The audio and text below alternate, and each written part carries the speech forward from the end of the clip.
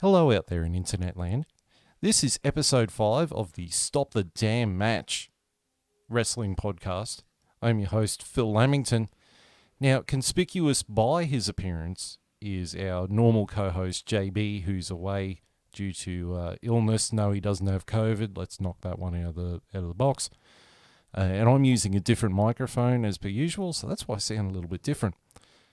However, I am still joined by the Professor, Dr. Seamus. Dr. Seamus, how are you, my friend? Not too bad, not too bad. It was a pretty solid pay-per-view, so I'm happy. Yes, well, for all those who don't know, this episode, we are going over AEW All Out 2021. We did it. We finally convinced him. It was CM Punk. Absolutely. It was held on the 5th of September in America.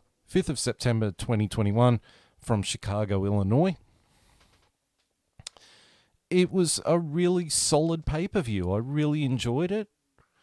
It felt like a complete 180 compared to what we're used to with WWE.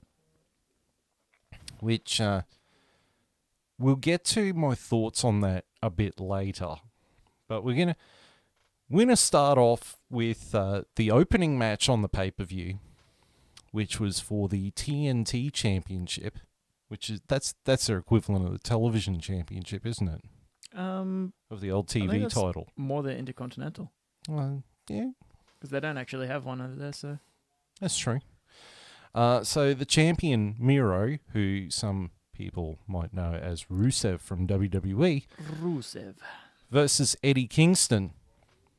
I thought it was I'm not going to go through the blow-by-blow for a lot of these matches, purely because I don't want to ruin it for people. Like, if you haven't seen this pay-per-view, go watch it. You don't need me telling you what happened blow by blow. And also, it just soaks up so much time. Agreed. So, on my notes, I did take notes. I found it was a solid, hard-hitting match.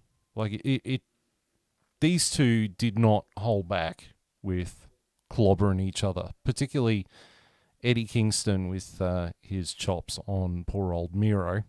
Wait, Eddie Kingston just thinks it's a fight. Pure and simple. Yeah. He's about 2 steps away from being Nick Gage, I think. No, he doesn't have a pizza cutter. That's true. Thank God for that. Domino's got very unhappy with him, though. P.S. The Domino's pizza we had tonight was just tip-top. Hashtag thanks, Domino's. And I got my pizza this time. Yes. Yay. Woohoo. Miro looked really dominant in the match. Like, he... Obviously, like, it was a competitive match, but Miro looked really dominant in it. Kingston had a lot of Flair-style chops and a lot of belly-to-back suplexes too. He was really hammering them out. Yes, Miro's chest held the tale with that. Well, that was my next point. Miro's chest is welted to hell. Bruised. Yes, he looked like someone had used a meat tenderizer on a piece of meat. That's what his chest looked like. And then towards the end, like, Eddie Kingston got locked into the game over, which used to be known as the accolade or a camel clutch. And then Kingston fought out of it, lands a DDT, but Miro kicked out. And then Miro, who had taken off the turnbuckle pad, the referee was trying to reconnect the turnbuckle pad, and Miro landed a mule kick on Eddie Kingston, then a high kick to the head, and Miro pinned him and retained via pinfall. Sorry to correct, it was a reverse mule kick, also known as a low blow. Took him to Dick Kick City. Pretty much. Yeah. I gave this match 3 out of 5 stars. I thought it was a really solid opener. Got the crowd warmed up. And it wasn't anything overly flash, but it wasn't a WWE opening match, so immediately points there. What are your thoughts on that? I mirror the same thoughts as that. Like, three stars. That was a very solid opener. It wasn't a run of the mill, as you said, WWE opener where all you see is just run of the mill. Same thing that you've seen in Raw and SmackDown. This one felt like a pay-per-view. Obviously not like a main event pay-per-view, but it felt important, and that's what pay-per-view matches should be. Yeah. They should be just important matches that actually keep you interested, not just I can go take a piss while this match is going because I know how it's going to end. This one I didn't actually know who was going to win this one. Yeah, because Eddie Kingston is actually quite good in the ring, and he can cut a awesome promo. Same with Miro. Miro's always been good, as you can see how he was in WWE. and they seem to have really good chemistry together too, which worked in their favor as well. Absolutely. Right, so moving right along, the next match on the card was Jon Moxley versus Satoshi Kojima. Hideo Kojima. Now, I know Shogo will probably be listening, so I apologize for murdering Japanese, but I'm Australian. So, yeah. So, I thought this match was absolutely solid from both of them. Like, these two work so well together.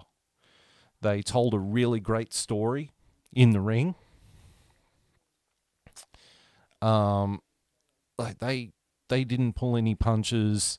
There was plenty of chain wrestling in there. It was an interesting match from top to bottom. Towards the end, Mox lands 2 paradigm shift DDTs and wins via pinfall. And then post-match, Jon Moxley is confronted by Minoru Suzuki. Hey, you didn't butcher it. Yay!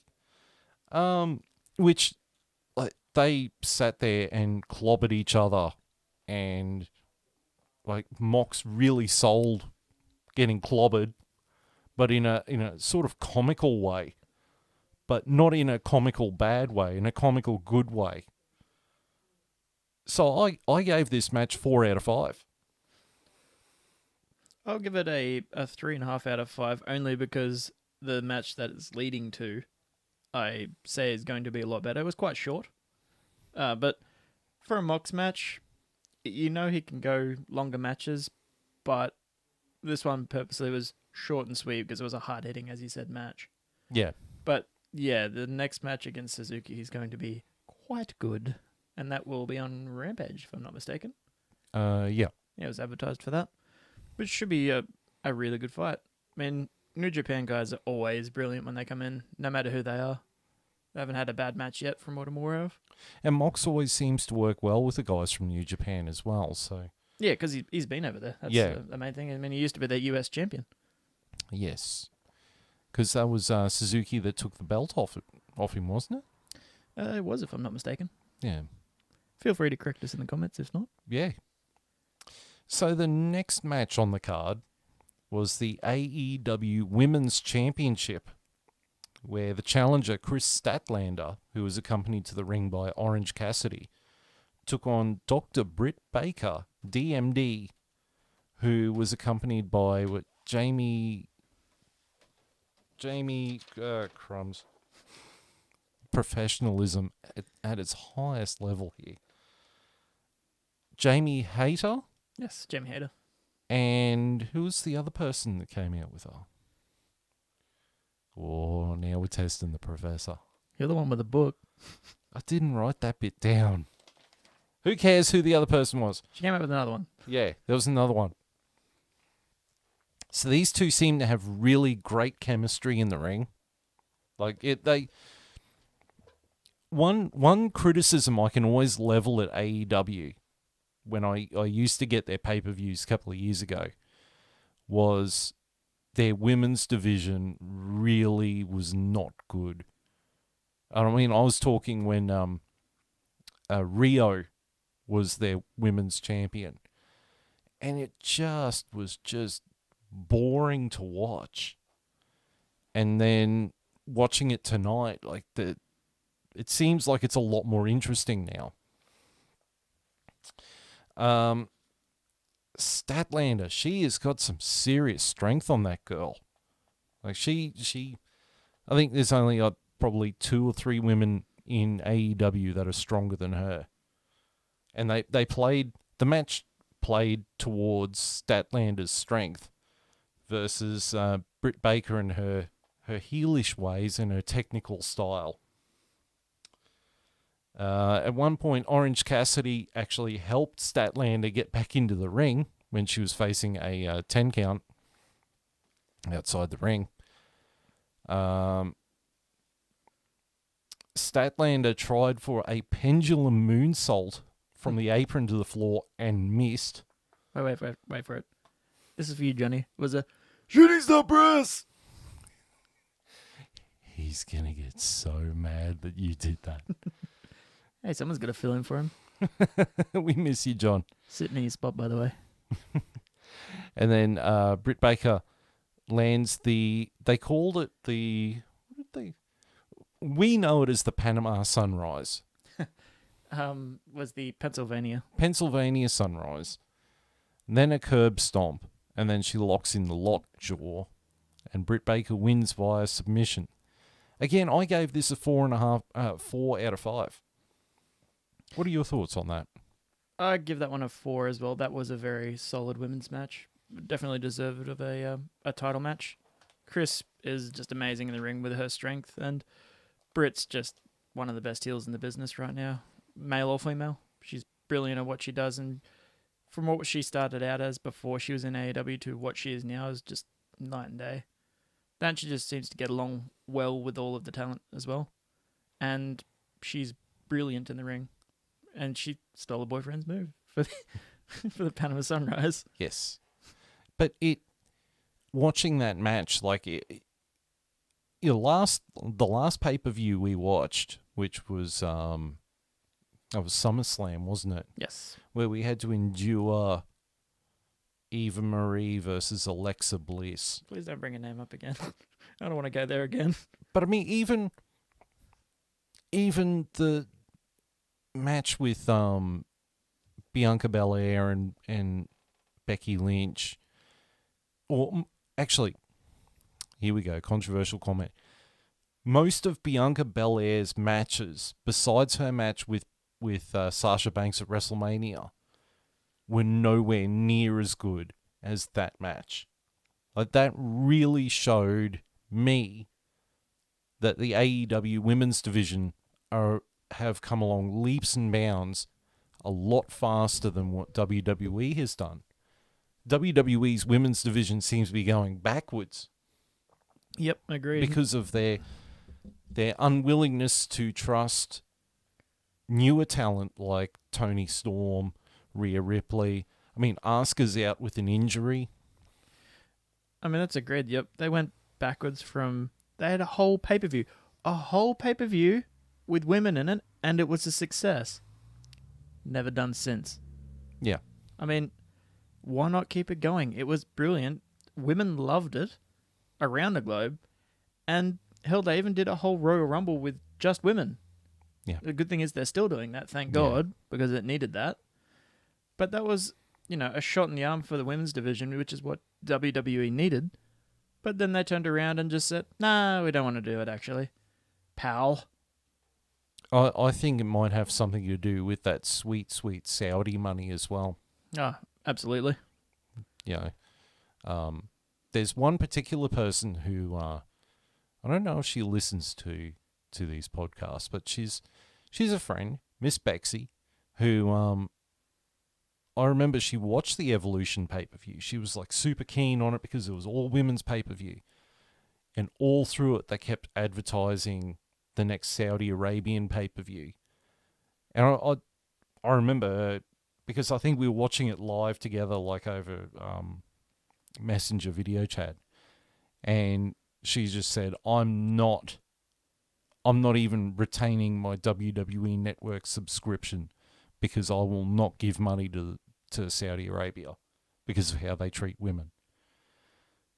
And I keep thinking that they had a hand in making sure that there was not an evolution too. But then NWA just had their all-women's pay-per-view. And they had talent from Impact. I think the Impact Knockouts title was on the line. They crowned tag team champions for NWA and defended the NWA women's title. And it was Mickie James who put it all together. Apparently it was a really good show. So Good on her. She deserves that. yeah, absolutely. After the trash bag shit that she put up with. She did say that Vince McMahon personally called her and apologised to her about the trash bag incident. Shouldn't have happened in the first place. Yeah. Moving right along. The next match is the match of the night for me. The Young Bucks defending the AEW tag team titles against the Lucha Bros inside a steel cage. But the difference is, with normal steel cage matches that we're used to, you only win by pinfall or submission. Escaping does not count for anything. And there was no door. There's no door. No door that you can actually walk out of. And I should have mentioned this at the start. So the commentary team for the night was JR, Jim Ross, good old JR. Gosh, I miss him on commentary. Absolutely. You've got Tony Schiavone. Gosh, I miss him on commentary.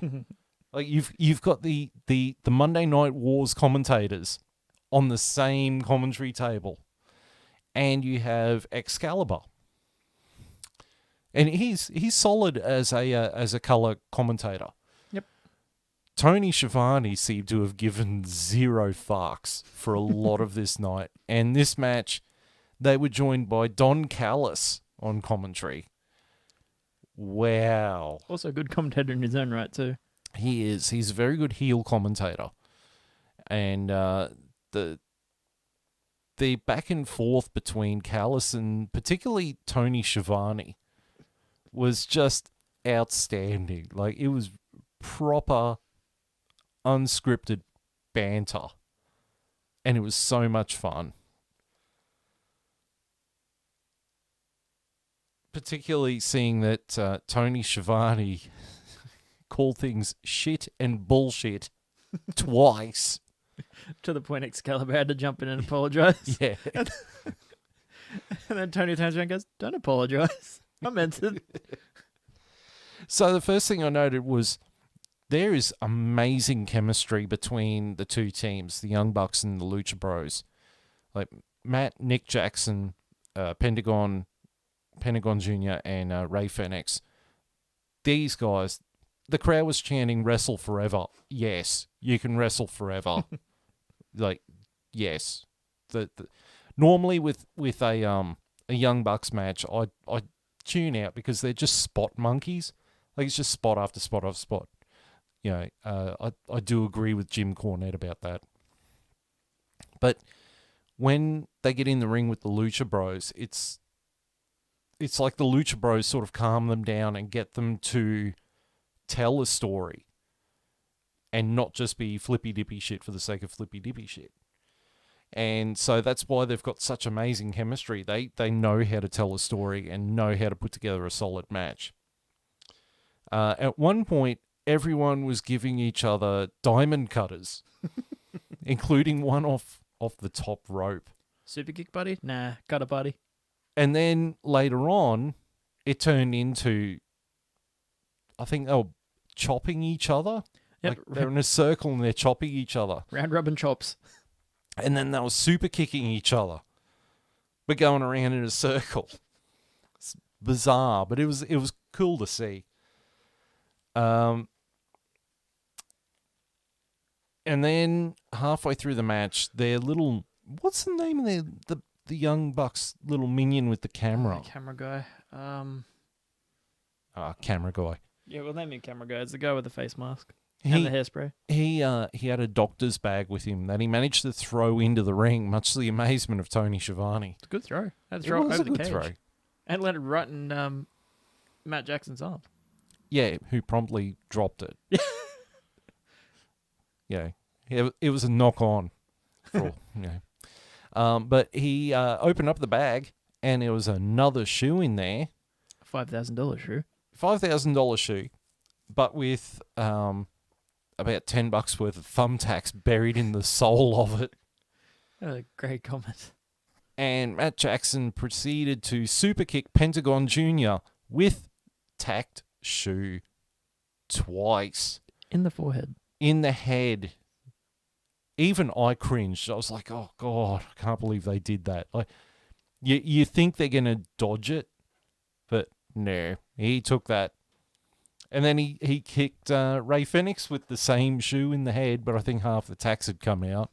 It ripped both the masks too, those tacks. No, they ripped the mask before that. I think it assisted to the ripper though, because it probably put holes in it for them to rip later. They might actually set that up. And then later on, the Young Bucks hit the BTE trigger. And then Ray Fenix hits the Bucks with the same tacked shoe because they managed to get it off Matt Jackson's foot. And then Pentagon hits a Canadian Destroyer from the top rope on Matt Jackson. That was wow. It looked amazing. And after a couple more moves, the Lucha Bros hit their finisher, which was a Pentagon Driver, I think it's called. Yeah, Pentagon Driver. Yep. And they also, who was it on the top of the cage? It was Phoenix and Ray Fenix jumped off the top of the cage onto the other three. Yep. Yeah, on top of all three of them down below, which looked amazing too. Because that cage that they're on looked so much better than WWE's cage. So much, and the camera work too, because they actually had a camera in the ring, so you can actually see what's going on in the ring, and you don't have a shitty red light everywhere. And it was a silver cage. Yep, it was a silver cage, not a red fucking painted cage. Yeah. Ugh. And then the Lucha Brothers won the AEW tag team titles via pinfall and are the new tag team champions. And were drenched in blood. Oh, bled like Ric Flair. Yep. There was just a bloodbath. So I'm going to set a precedent here. I gave this match 6 out of 5 stars. I thought it was incredible. How did I know you were going to say that? I just thought it was match of the night. It was an incredible match, and it told a really great story, and it left you just on the edge of your seat as to which way it could go. And then the stakes were upped once they brought the tacked shoe in. It was just such a riveting match. Yeah, I'd definitely agree with your rating with that. That match was far and away the best match of the night. Best match from any pay-per-view for quite a while, actually. That was a very well put together match. Probably the best cage match I've seen. Oh, shit, what was the last good cage match I've seen? I have to go back quite a way. Mankind versus Taker inside Hell in a Cell. That's gone a long way back. Or even the Armageddon Hell in a Cell. Well, Cactus Jack versus Triple H in Hell in a Cell at No Way Out. Yep, that's probably the latest one. Or Taker versus Triple H with Shawn Michaels and Vanera. Actually, no, that one. That was the latest one, other than what we just seen tonight. Yeah. But yeah, that was a brilliant match. Tons of spots, but you'd expect that from the Bucks. But as Phil said, really well done story between both of these teams, because they are so alike in both of their movesets. They love doing their pile drivers. They love doing their flips. However, they actually were doing moves, like one had one brother in a move, the other had the other brother in the same move, except reversed. And then they'd hit both of their moves at the same time, and it just looked incredible. They even mimicked each other's taunts. Yeah, they did. It was just really, really, really good. Look, if you could only watch one match from this pay-per-view, that's it. That's the match to watch. Absolutely. You know, that matches like that kind of remind me of ECW or TNA from 2005 to 2009. Golden era. Yeah, it was just phenomenal. Insert chef's kiss here. Mwah. So after that is the Casino Royale Battle Royale. Female edition. Female edition. So to explain sort of what happens, it's kind of like the Royal Rumble, but they draw a card from a deck, and the suit that card is, 5 wrestlers who have been assigned to that card come out, and they face each other, and then after I think 3.5 minutes, another card is drawn, another 5 wrestlers come out. They actually come out to their entrances as well, which was nice. Yep. And then after the 4 main suits have been drawn, so you've got 20 ladies in the ring, then the Joker card gets pulled, and another person comes out and joins the match. So the first card that was drawn was the club card, which had now there's some complicated names here, and I don't regularly watch Dynamite or Rampage, so I'm probably going to murder some of these names. So Hikari Shida, then Sky Blue, then Sakura, then the Bunny, and then Abaddon came out. And so they wrestled for a bit, and I think Sky Blue got eliminated because she was the first one eliminated. So I think she might have been eliminated in that period.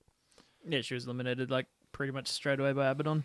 I think she got like a move in, and they got thrown straight out. I'm pretty sure she was one of the wild cards from Dark. And then Abaddon got thrown out straight after her.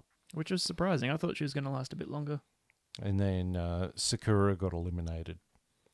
And then the Diamond card was pulled, which saw Annie J, Kiera Hogan, Kylan King, Diamante, and Nyla Rose come out. Because then the next person eliminated was Kiera Hogan. She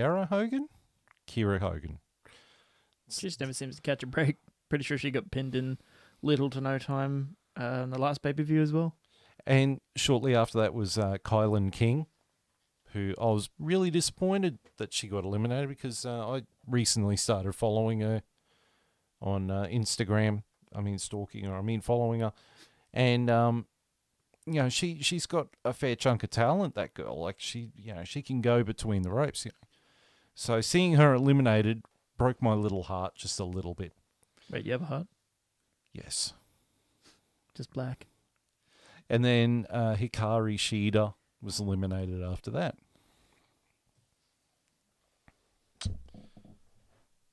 And then the Hearts card was drawn, which saw Thunder Rosa, Penelope Ford, Rio, Jamie Hayter, and Big Swole.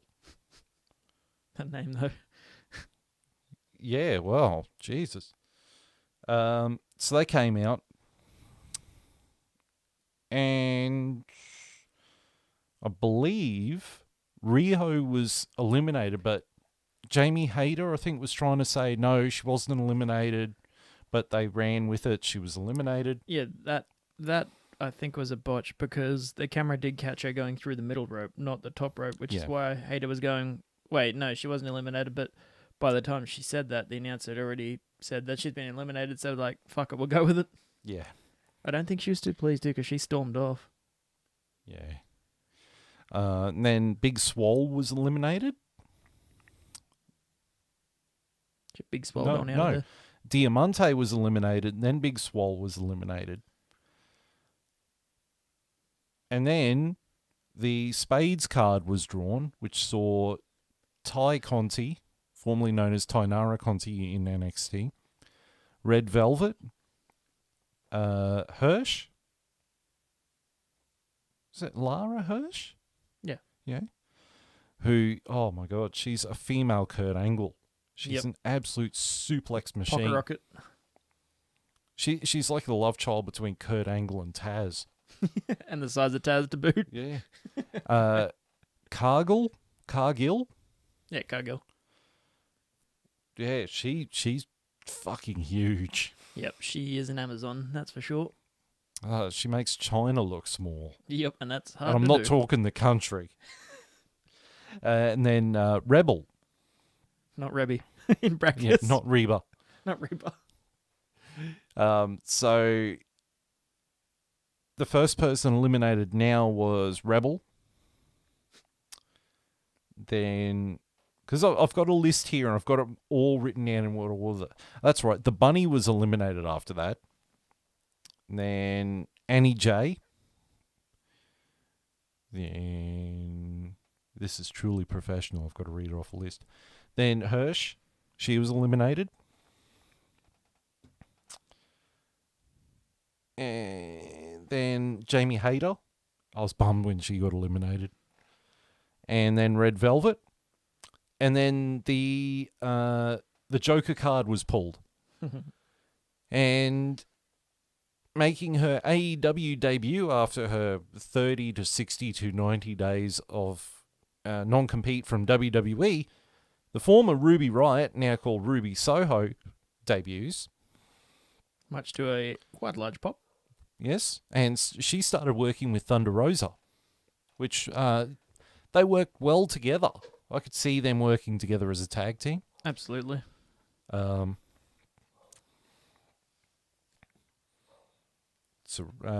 Cargill got eliminated.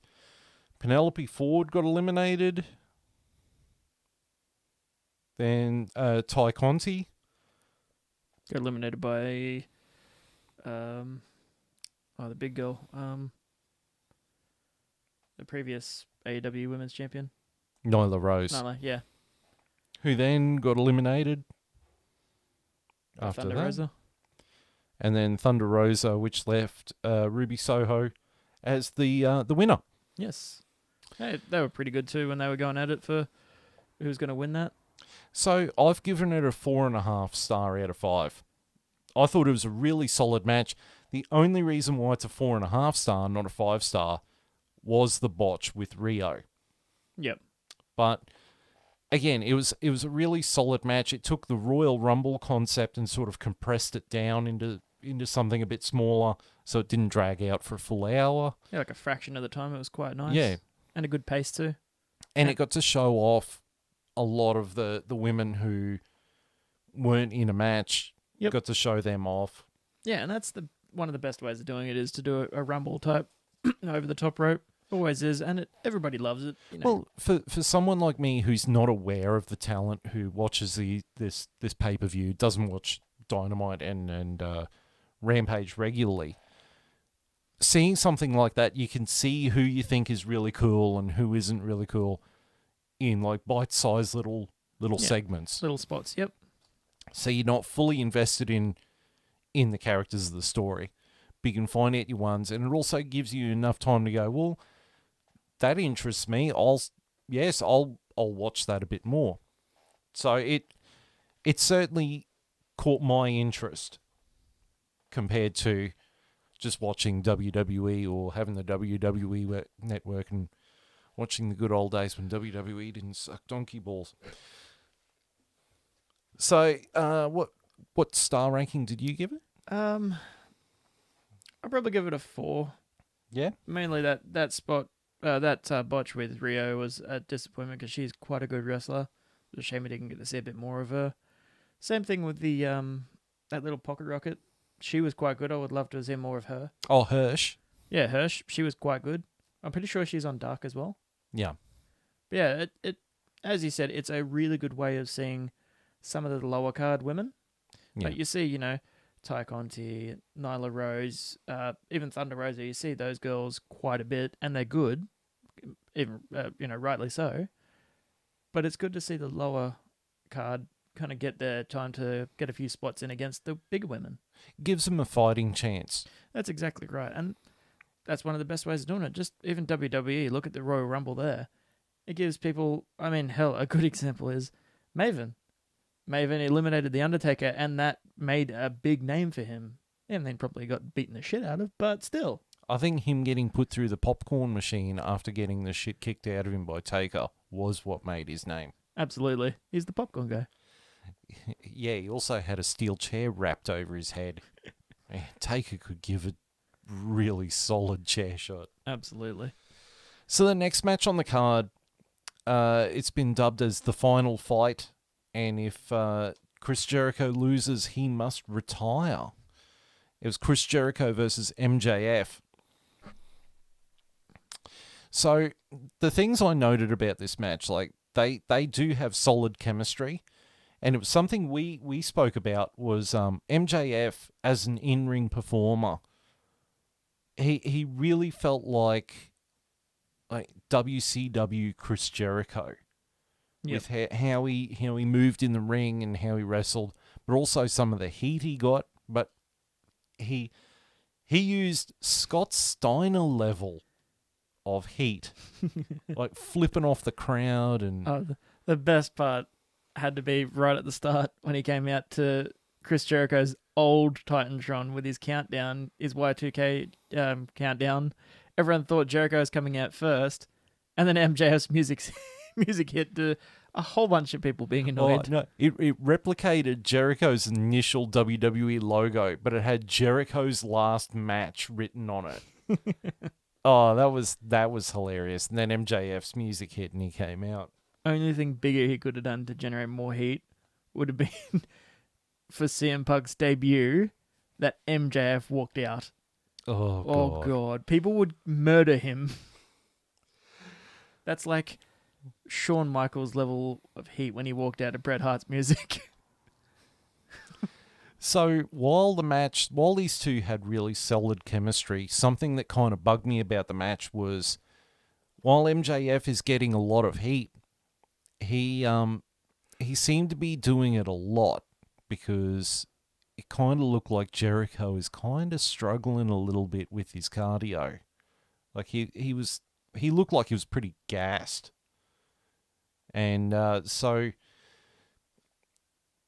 while this match, like, you didn't want him to lose it, you didn't want him to retire, I am starting to think that maybe Chris Jericho's got to start winding down his wrestling career. Like, he looks out of shape, and it's, when he's got to wrestle a rather pedestrian pace now, he's got to start looking at giving it away. It was a rather slow match. I mean, they did fight in the crowd, but it was kind of slow. And then towards what we thought was the end, MJF uses Floyd, which was Jericho's baseball bat that's covered in barbed wire? Or is it thumbtacks? I think it's thumbtacks. Barbed wire's Barbie. Barbie, that was That's Abyss. Mick Foley's. No, it's Mick Foley's barbed wire bat. Oh, that's right, because Abyss had Janice. Yeah, Janice. That's right. See, I'm showing my age. Maybe I need to retire from podcasting. He used Floyd behind the ref's back. And then MJF pins Jericho, but Jericho had his foot on the ropes. And the ref, she counted the 3, but then they had another ref out there because he was trying to stop the fight between Wardrop and Wardlow. Dewdrop. Wardlow and Jake Hager. Yeah, Hager, yep. Which, God, I'd never get tired of seeing those two fight. And so the referee told the main referee that Jericho had his foot on the ropes, and so she restarted the match, and Jericho pretty much locked in the walls of Jericho and teased that MJF was going to get to the ropes, dragged him back in. MJF tapped out, and Jericho wins via submission. I initially gave this match 2.5 stars. I'm just going to give it 2 stars out of 5. It was just too slow, and Jericho just looked really gassed and out of shape. How do you feel about that? Am I being a bit harsh? I think you are. Like, don't get me wrong, Jericho is getting on in the way of age, but for someone that is his age to still wrestle at that level is impressive. Story-wise, it was quite good, like brilliant. Jericho's always been good at storytelling in the ring, let's face it. He's one of the best at doing that. He always has been. And MJF is great to work with him because he just bounces straight off Jericho. Yeah. And as you said, their chemistry is really, really good. Yeah. Story-wise, I'll give it 5 out of 5. However, in ring, you can tell that Jericho is getting a bit old there, and he's getting, as you said, a bit gassed. I'll probably give that probably a 3 out of 5. So it evens it out total to, let's go with a 4. Or 3.5 to 4, around there. I enjoyed the match just for the story standpoint, and the fake out towards the end was quite good. Oh, yeah. That threw a lot of people actually, off. just thinking about it, that's probably why I bumped it up to a 2.5, was the fake out ending, which didn't feel like it was people kicking out of finishes all the time, but it actually had some kind of purpose to it. So, yeah. And then they nearly did a short finish straight after. Like Jericho went with a surprise roll up as soon as they restarted the match, and that popped a lot of people too. Yeah. And the crowd reaction, the crowd all night was brilliant. That made a lot of the matches better. Like the cage match win with the Lucha Bros was incredible. The pop that they got. Ruby Soho coming out, big pop as well. People wanted to see her, and they loved. Like you could see the reactions on the actual wrestlers themselves. They're happy that they finally get a crowd back to react to this stuff. And it just makes it like the past year was. Some matches were great, don't get me wrong. Like McIntyre in WWE, great. He was doing really well. Yeah. But without a crowd, it was just missing, a massive portion of what makes wrestling fun. Yeah. Is the reactions. That's what it is. And our reaction is what we say. Correct. And speaking of fantastic pops, that leads us into the next match. Darby Allin versus the hometown hero and the guy who is the reason why I bought this fucking pay-per-view, CM Punk, making his in-ring return in 7 years since he walked out on the WWE. So, first thing I noticed was CM Punk has not lost a step in 7 years. Like, he really looked like the CM Punk of old. Like, he had not skipped a beat. Except the long tights. Yes, he was wearing long tights for a change. Which actually looked really good. Yes.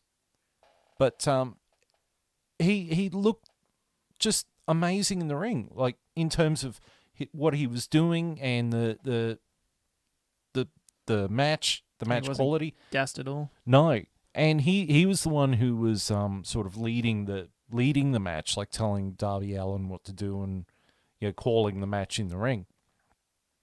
And he's still got it. He's still got the mindset. Like 2 minutes into the match, the crowd's still chanting, "You've still got it." And it just felt like he'd never lost it. It just felt like it was him versus John Cena all over again. Like he was just on fire. Except, Darby Allin has more than 5 moves. True. He's not handicapped by Vince McMahon and his idiot daughter and his doofus son-in-law and the rest of his stupid family. It was a very technical match as well. Like it started off as a technical match. Sorry to interrupt you. Go nuts. The intro or the start of that match reminded me a lot of Angle and Benoit, where they started technical and then it just deteriorated into more of a brawler type style, which is great. I actually missed matches like that have that, trying to do, hammerlocks and then trying to get out of that, and then going into suplexes and then just punching the shit out of each other. That's a good build up for a match. Yeah, well, that was my point. Like, it went from a slow technical match to a very fast sort of chain wrestling match very quickly. Like, it sort of hit a point, and then they just went, oh, look, here's fifth gear. Straight off we go. I mean, CM Punk hit a GTS on Darby Allin, and he flew out of the ring. Like, he flew between the ropes and ended up on the floor outside. I've never seen anyone cop a GTS and then just go doink doink out the ropes and onto the ground like that. But they had extremely good chemistry together. They worked really well together. And at the end of the match, CM Punk landed the GTS. He got the pinfall. He got the win. And then because Sting came out for the entrance, but then turned around and walked back and said to Darby Allin, you've got to do this. After the match, Sting came out. Darby Allin was selling that he was hurt and everything.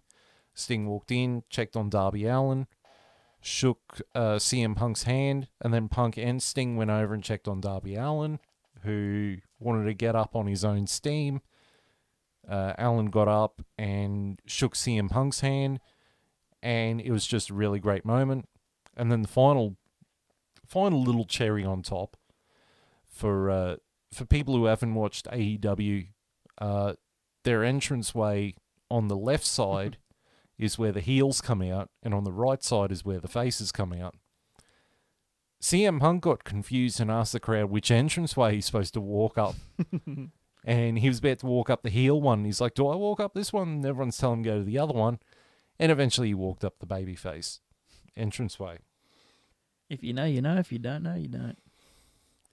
Which is something that I really like about AEW is the entranceways. How they've got, one for heels, one for faces. And they do embrace the, the more hardcore wrestling fans that actually understand, the terminology that they use, and they actually speak to people like they know what they're actually watching. They don't insult the fans. Exactly. Well, I gave that match a 4 out of 5. Yeah, I ditto with that. That's a really solid match, and it's good to see Punk back in the ring and actually doing incredibly well. Like as he said, he hasn't missed a beat. Yeah, he didn't stop. Yeah, it was great, and he looks in really good shape too. Like, he's not totally ripped like he was in UFC, but he is very much in his prime in WWE, which was 2011. He's that, but a little bit more trim. And he looks really good, and he moves really well in the ring, and it was just really great to see him wrestle again, and he looks in phenomenal shape. Kenta actually put on Twitter after CM Punk's match, "Fuck you, CM Punk." He wants his move back. I'm amazed Randy Orton didn't put up after. I haven't even checked Orton's yet. He probably did. After the cage match, stop stealing my shit. After all those cutters. His name's not Corey Graves there, so he probably wouldn't. No, well, Corey Graves.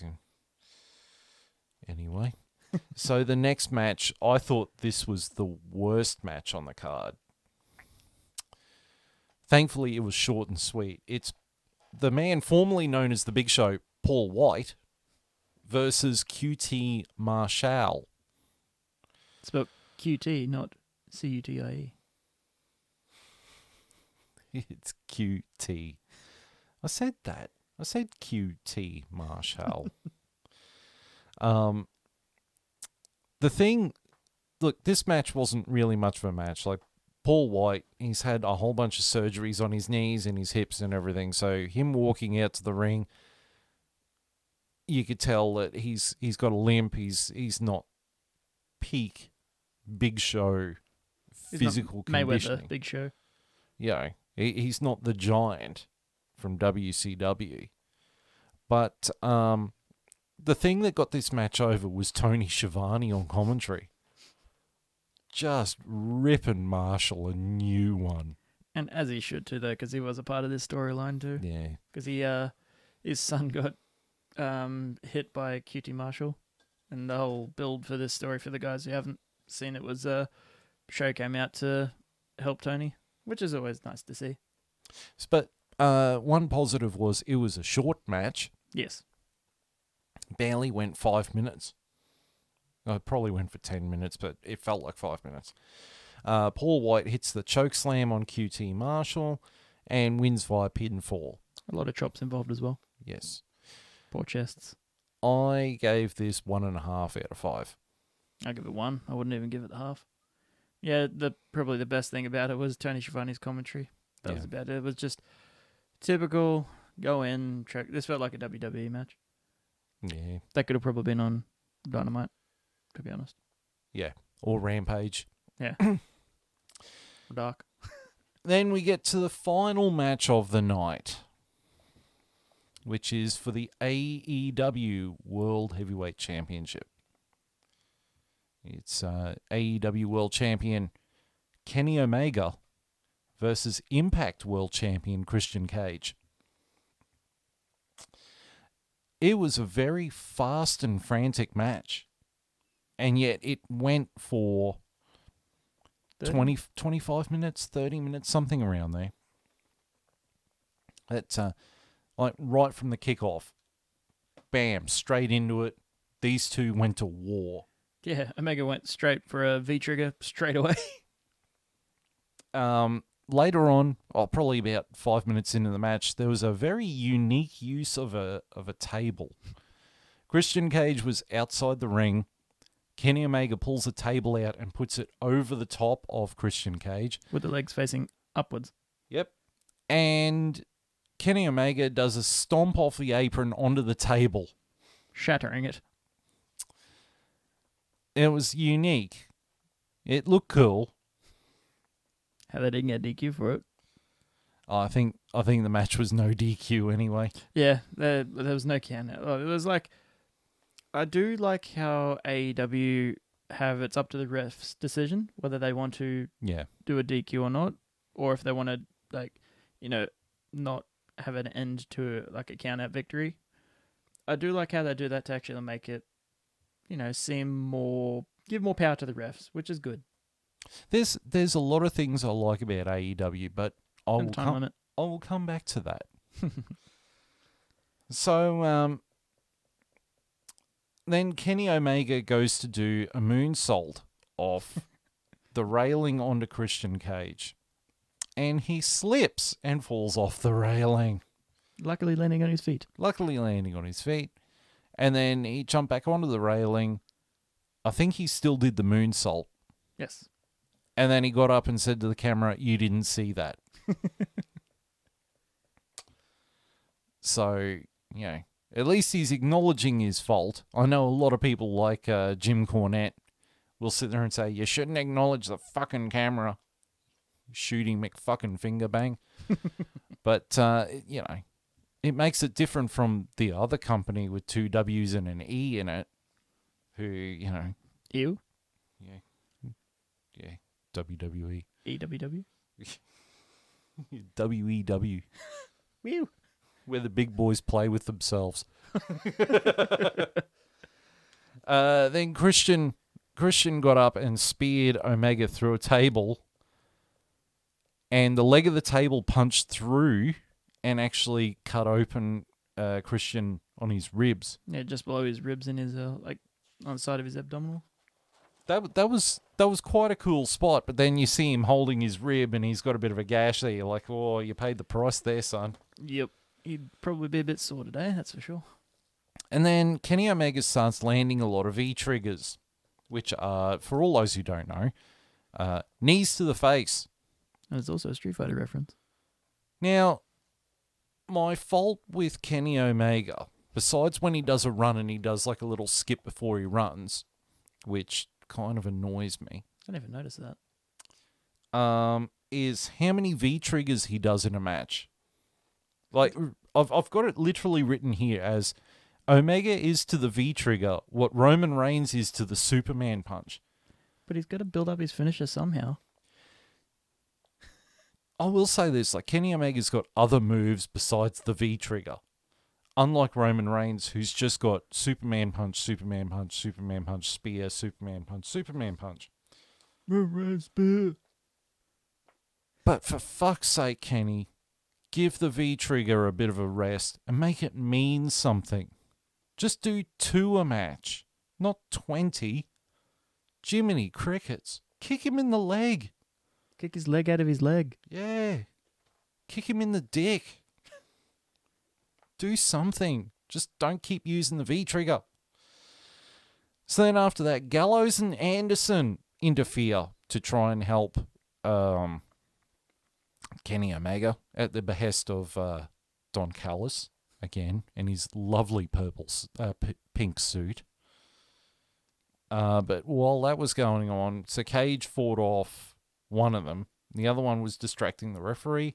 Christian Cage hits the kill switch, but then eventually the referee turns around and Omega kicks out. And then they fight up onto the top rope where Kenny Omega sets up Christian for the one-winged angel from the top rope, hits that, and gets the pinfall. No one is kicked out of the one-winged angel other than one person in New Japan. Do you know who that one person is? Chris Jericho? Oh, incorrect. Kota Ibushi. Yes, Ibushi is the only person to kick out of the one-winged angel ever. So, I'm not going to go into what happened afterwards yet. The match, I gave it a 3.5 out of 5, but I think I'm going to bump it up to a 4. Just the overuse of the V trigger gets annoying. I give it a 4, very close to a 4.5. It was quite a good match. Very good story. Like, Kenny Omega it's Kenny. He's one of the best wrestlers in the world for a reason. Yeah. He does have a plethora of moves. He does use the V trigger quite a bit, but that's his thing. That's his signature move. He's gonna use it. But him and Christian work really well together. Like they've already had a match for the Impact World Title in which Christian won. Only person to beat him for a title so far in like 18 months or something like that. Something ridiculous. But yeah, those two are just perfect in the ring. Christian, he's just still incredible, and it's such a shame that WWE let that slip. Yeah. Whereas it's kind of he dodged a bullet not going to WWE, because now he can do more stuff in AEW than what he ever was doing in WWE. Arguably, it's his best run now, or maybe TNA was obviously quite good as well, but now I think it's even better than that. Yeah, he's just showing that WWE squandered him. Yep. You know, the WWE always favoured Edge over Christian. I think to prefer Edge over Christian really does undermine how good Christian is. Don't get me wrong, Edge is great, but Christian is also great. And was Gangrel. Yeah, like the three of them were great. The Brood was awesome. It's still one of the greatest entrances and entrance musics of wrestling history. And just see the names that were in there on how good those superstars still are. Yeah. Matt, Jeff, Edge, Christian. Gangrel. Gangrel. 4 are the biggest names there. Gangrel, unfortunately, dropped off the radar. Yeah. But it's still wrestling today. So you give it a 4? 4.5, I'll go. 4.5, yeah. Still not the 6-star that it was with that cage match earlier, but still pretty damn good. Yeah, I'm gonna go with a 4 for mine. I did write down 3.5, and I probably said 3.5 before, but I'm gonna bump it up to a 4. So then post match, Gallows Anderson and the Young Bucks come out and help Omega jump Christian Cage. The Elite. Yes, the Elite. And then Jungle Boy and Luchasaurus, which is Jurassic Express. Yes. They come out to try and save Christian Cage, but they get done over. And then the first of the big pops, Adam Cole, Baby, comes out, and everyone thinks, he's gonna face, he's gonna stand up to the Elite. No, he kicks Jungle Boy in the head and joins the Elite. Which makes sense though, because he was good friends with all of the Elite beforehand. Yes. And then the bigger pop happens when the song Fly to the Valkyries starts playing. With a weird bass drop. And out comes the man formerly known as Daniel Bryan, Bryan Danielson, comes out to an amazing yes chant, and then comes out and helps the baby faces of Christian Cage and Jurassic Express fend off the Elite, delivers a whole bunch of yes kicks in the corner to one of the Young Bucks, and then delivers his running knee to said Young Buck, and the crowd goes home very happy, chanting yes, yes, yes, yes, yes. Which, besides CM Punk, Bryan Danielson, I'm so used to calling him Daniel Bryan. Bryan Danielson got the biggest pop besides CM Punk. Yep. And even Adam Cole got a massive pop too, going in the middle of the ring and doing his Adam Cole Baby Everybody chanted that. with entrance music that sounded quite similar, but not quite exactly the same to his Undisputed Era music. But you can tell what he was going for. Yeah. I enjoyed that segment though. Yeah, everyone went happy, and it Set up a whole bunch of things. to me it didn't just set up a whole bunch of things though. It's clearly showing that AEW is now really a solid player, and if Vince McMahon's not careful, a solid damn threat to his empire. Yep. 100% agree, especially with the cuts that WWE have been doing recently. You're being polite about it. I was going to say the ridiculous shit they're doing. I was trying to be Diplomatic. But yeah, the crap that's going on in WWE right now, they are just digging a hole and making it worse.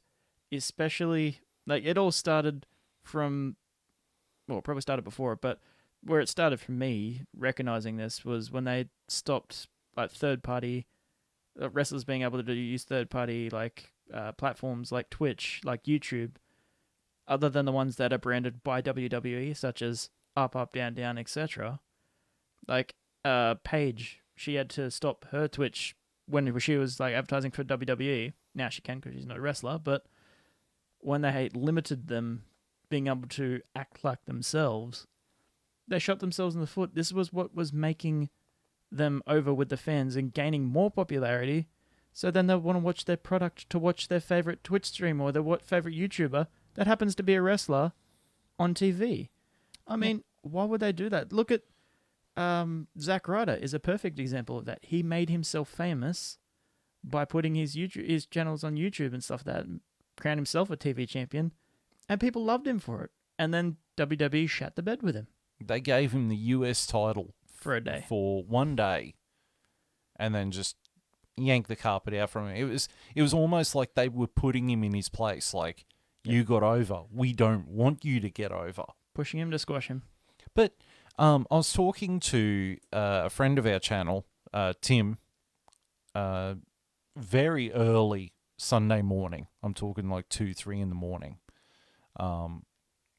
We were talking about this very subject. And I remembered an interview with Rowdy Roddy Piper on Howard Stern. And he got fired from WWE in 1988 because he signed up to do that iconic movie, They Live. It's a great movie. One of the most famous lines of all time in that movie. That Duke Nukem gets wrong. Exactly. Says it the wrong way around. Yes. And Piper said, like, he went and saw Vince McMahon and said, I'm going to make this movie because it's with John Carpenter, who's one of the greatest film directors of all time. And Vince McMahon's like, don't do that. We'll make you the same movie, but under our banner. And Piper's like, yeah, but it's not with John Carpenter. And Vince McMahon couldn't wrap his head around the relevance of John Carpenter. I mean, this is the guy who wrote and directed Halloween, who invented the slasher genre. Escape from New York. The Thing with Kurt Russell. Big Trouble in Little China. Starman. Christine. Good movies. Just classic movies. Classic cult classic movies. Which They Live is one of them. And Vince McMahon just couldn't wrap his noggin around it, and he fired Rowdy Roddy Piper because he wanted to go and make a movie with John Carpenter. Only to put him in the Hall of Fame later. Well, he rehired him in 1990. And was one of his biggest attractions. That's right. So it just really highlights the narrow-mindedness of Vince McMahon, who seems to think that he can do something better than what's already been created. Let's destroy NXT. Woo! Yeah. But I mean, even, like, he had WWE films. And, like, the movie that did the worst was one of the better ones, which was The Condemned. I still enjoy it. Yeah, it's a great movie.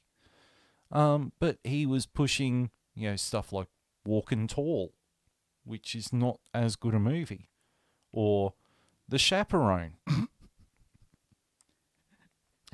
How'd your movie go?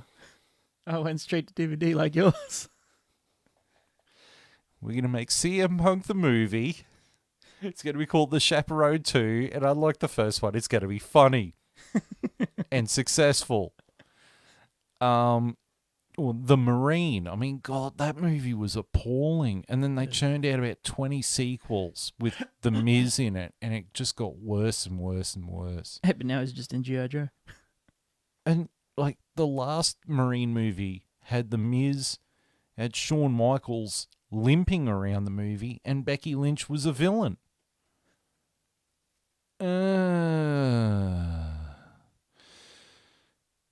But AEW just really seems like a credible threat. And they seem to, they're working with Impact, they're working with New Japan, they're working with the NWA. It's like the old territory days again. Yep. Except it's the reverse. It's a whole bunch of now against one brand. Well, it was in the territory days anyway, once they all started getting bought out by Vince and he started taking their time slots on TV channels. True. But suppose we better give this pay-per-view a ranking. So I wrote it down. I gave this pay-per-view 4.5 cheese graters out of 5. I was waiting for it. Well, that's our thing. You can thank Shogo for that. After I posted I actually found the lost episode and posted it. So it is up on YouTube. That's why this episode is episode 5. I know, I've already watched it and liked it. Good You man. guys should do too. Yes. Leave a comment and subscribe and all the other stuff that Watch Mojo prattles on about. But as for my rating, I definitely agree with that 4.5 stars. Only really one. Yeah, it's only one real bad match, Yeah. which was the Big Show match. But even that was short. It wasn't a long bad match, so that gives me definitely 4.5. That 6-star cage match was just absolutely beautiful. Yeah. And the Pops, 3 surprises for one night. I was expecting Brian to go in. I was not expecting Cole to come in until we were spoiled before we watched the pay-per-view. Yeah, thanks Google Chrome. Yeah, notifications suck, guys. That and Soho. Yeah. 3. I wasn't expecting Soho to come out either. I was expecting someone, but I didn't know who. So it was really nice to see all that. I wasn't expecting both Cole and Brian to come out one after the other. I was expecting one of them in the middle of the night, and then the other one at the end. I thought Brian was going to come at the end, which he did. But yeah, it was a really, really good pay-per-view. Probably the best one of the year, I'd say. Yeah. Yeah, I'd say that, yeah. I mean, WrestleMania was good. Yeah, it was good, but... I'd say it was probably half a star less than this one. Yeah, agreed. Yeah. When it comes to Ruby Soho, I actually thought it was going to be Lana or CJ Perry, Miro's wife. She will be on the... She might even come into the next Rampage. Because her 90-day finished 3 days ago. Yep. Or 60-day or 30-day, whatever it was. It'll either be Full Gear, which she'll come, which is the next pay-per-view for AEW, or it'll be on Rampage, because Rampage is what they're pushing at the moment, is their big show. Yeah, because it's going up against SmackDown. Yep, which is their biggest show at the moment. Yeah, because everything else is just horrible. Yep. And plummeting badly. I was going to say, though, my problems with AEW... Well, it used to be the women's division, but tonight sort of changed my mind on that. Some of the problems I have with AEW are really minor niggles, like their audio production. Like if someone's entrance music hits, put it through the TV audio so that we can hear it too, because half the time it gets muffled by crowd noise. Yeah, and turn the entrance music down a little bit, so obviously you hear the crowd, because that's the main thing that people want to hear. Yeah. But don't do WWE and blow it up. But something that I really enjoyed about AEW. Two things I really enjoyed about AEW that aren't related to the commentators or the in-ring product are the presentation, like the visual graphics, like statistics coming up and how many matches they've had and their win-loss record. Even the little like tidbits at the top, the ones with the Hangman page are the best. And the other, sorry to interrupt with that too, but the even if they're title holders, instead of appearing white, it appears gold, which is just a really nice little touch. They didn't have to do that, but it's just cool to see. Yeah, it makes it gives it a real fight feel. Mm. You know, it makes it look legit. The other thing I really enjoyed was in a match, it didn't have 50 cuts during a match, and it didn't have a camera zooming in and out while they're fighting outside the ring. Like, you could follow what was going on. Looking at you, Kevin Dunn. Yeah. Keep your finger off the switch. Yeah. Like, it's watchable. If you can watch it, you can relate to it. To make a sort of comparison to movies, Taken 3, like, there was a shot where Liam Neeson climbs over a fence, and I swear there was 10 cuts in a 10-second clip of him climbing a fence. Or Resident Evil, the final chapter. We don't talk about those. Mila Jovovich is walking along, and there must have been 30 cuts of her walking from a door to a wall. Wait, there was more than one Resident Evil? Yeah, unfortunately. You know, or even like a Michael Bay movie, like there's so many cuts, and then you've got explosions. And you just sit there and go, I can't follow what's going on. How about you cut it out? Just one camera, you know. But then you go and watch something like John Wick. You can follow the fight scene because it's one camera, and it's not as close as humanly possible. It's set back so you can see what's going on. And that's what the camera work for AEW is like. It's set in a position where you can follow what's going on. And if you can follow what's going on in the match and not feel like you're going to get seasick from the camera zooming in and out at a frantic rate, then you can relate to the match a lot more. It also helps that the commentators get the talent over. JR, Tony Schiavone, these guys are pros. They know what they're doing. And they're not selling you fucking matches and shit. They're not sitting there trying to sell Twitter. They don't care about Twitter. They care about the match because they know the match and the talent sell the programming, sell the pay-per-views, and sell the Twitter and all the other crap that's going on. Sells the ice cream bars. Yeah. And WWE seems to think that the Twitch and flogging off Peacock and all this other shit will sell the talent. It gets annoying hearing Michael Cole say that's vintage Roman Reigns. I mean, how long has Roman Reigns been in WWE? Been a while now, actually. What, 2011? 2012? I think around 2011. Yeah, I think you're right. So 10 years. 10 years of hearing Michael Cole go, that's vintage Roman Reigns, as he lands his millionth Superman punch. It's boss time. Yeah, it's boss time, or... It's just, it gets tiring hearing that crap over and over and over again. That's why you should watch more AEW. Yeah. I might watch more NWA and Impact. I hardly watch any WWE. Besides watching the pay-per-views, I don't watch much WWE. Raw is borderline unwatchable. Yeah, I tend to watch more SmackDown than Raw. Raw, I watch highlights and maybe an episode or two if it's interesting, but that's it. Anyway, we're gonna end this now, but we'll be back in, I think, 2 weeks for WWE Extreme Rules. Yes. But on behalf of myself and Dr. Seamus and our missing colleague JB, who is recovering wherever he is, we thank you for joining us tonight or today or whenever you're listening to this, and we will see you in 2 weeks' time. Bye. Bye.